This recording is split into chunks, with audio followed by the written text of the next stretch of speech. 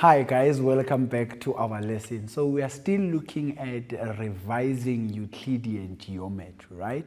So now we're going to look at some questions that involve using the midpoint theorem and then try and see how do we answer questions that have to do with finding unknown angles and finding unknown sides and using the concept of the midpoint theorem. But for now, let's just look at exactly what is it that you need to know in terms of your midpoint theorem.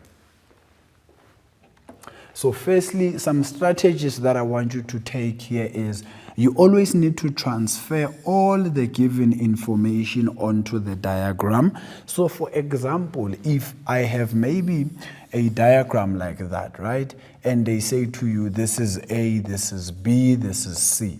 And then the statement says to you, maybe AC is equals to BC. I need you to go to the diagram and show it with a one-liner like that or two-liner like that to mean those lines are equal. Because as soon as you do that, you will see that you can then say angle A is equals to angle B because of it becomes an isosceles triangle.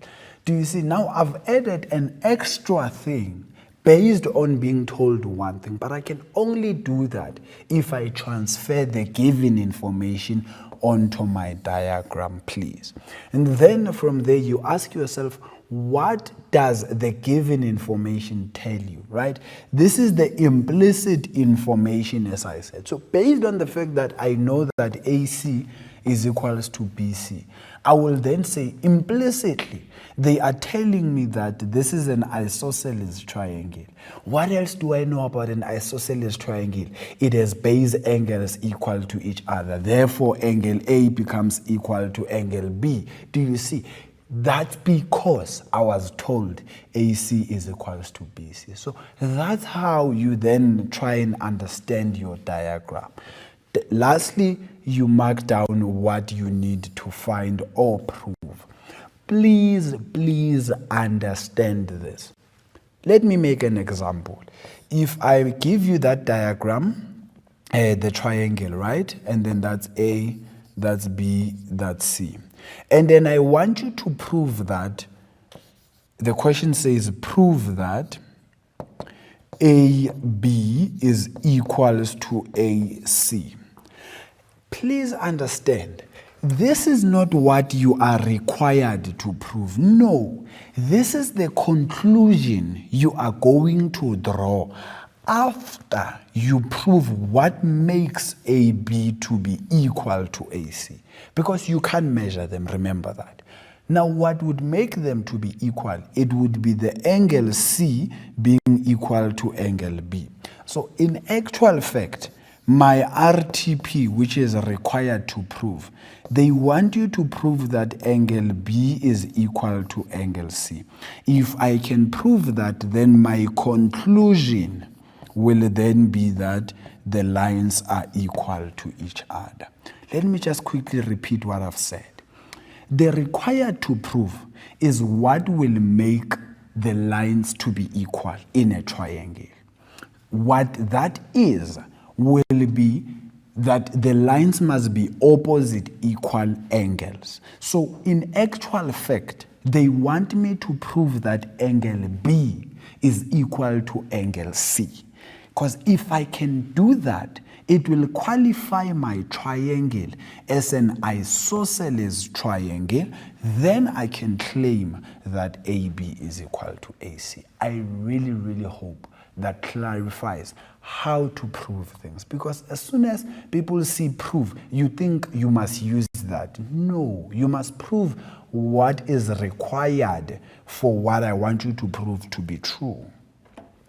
Now we have a flow chart of how to go about solving these riders.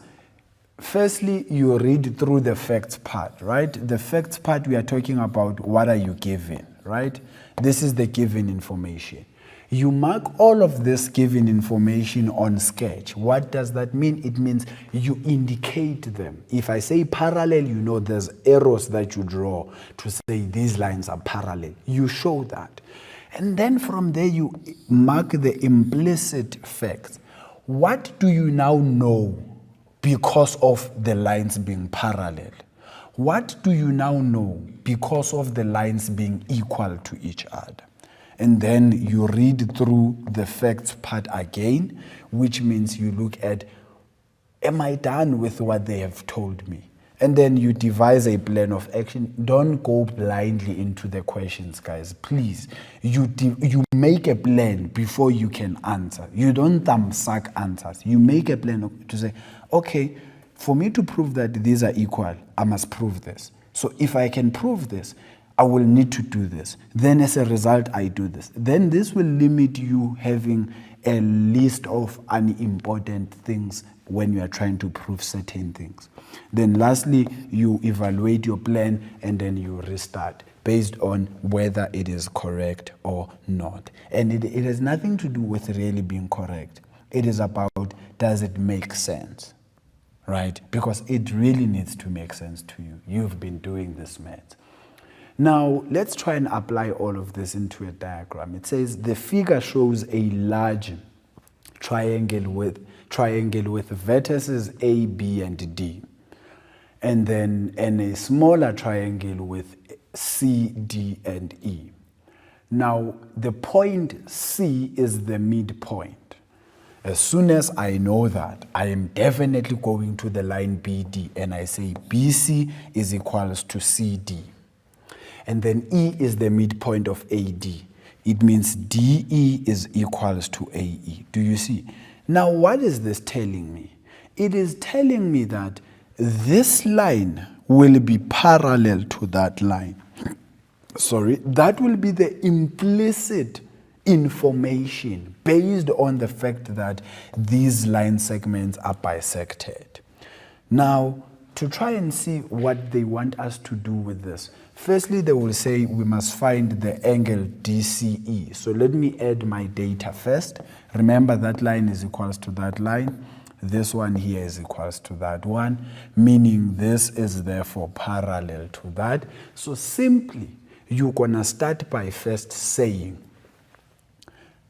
CE is parallel to BA.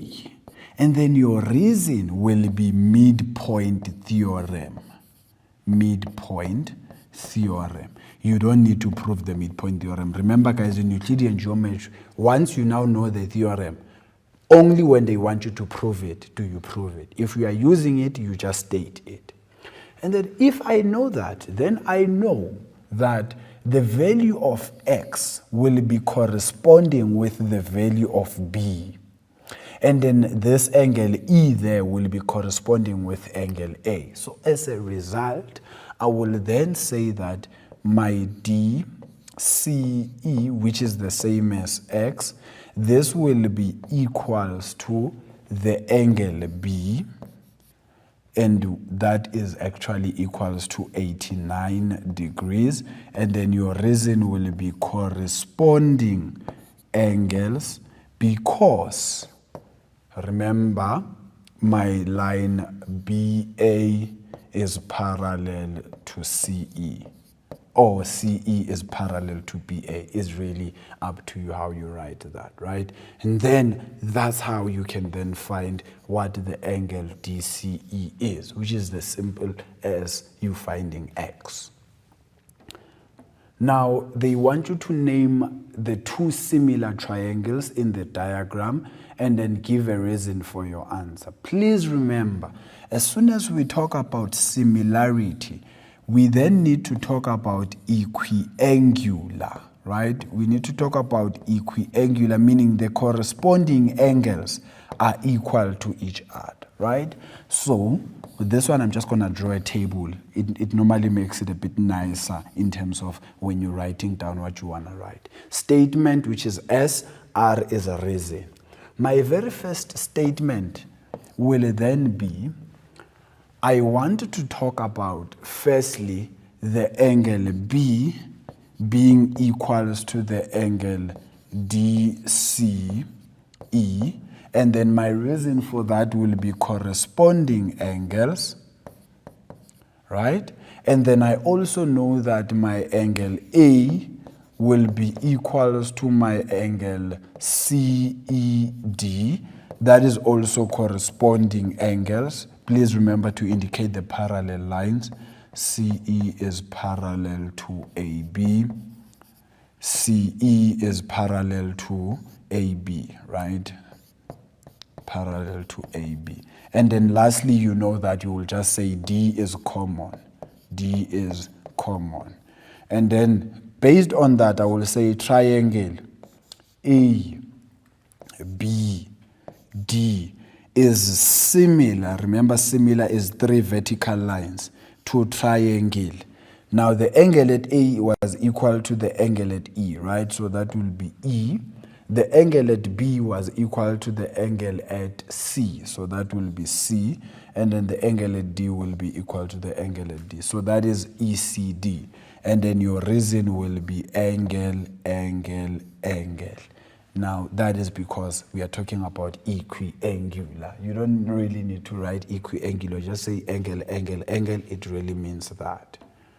Now, consider the triangle below, which is PQR, right?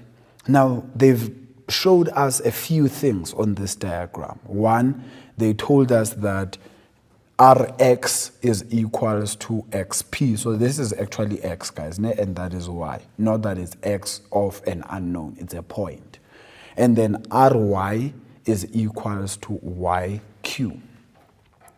What do we know here? What is implicit about this? The implicit thing will be this is going to be parallel to that because of the midpoint.